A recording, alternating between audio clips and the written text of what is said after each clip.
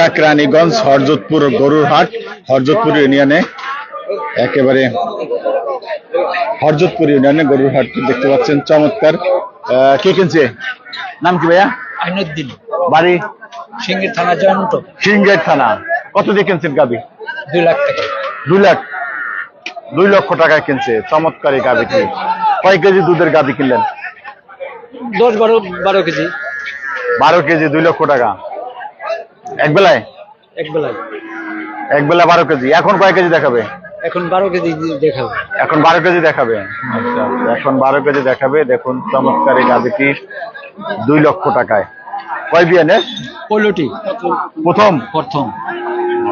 জাত কিটা দেখতে শুরুতে?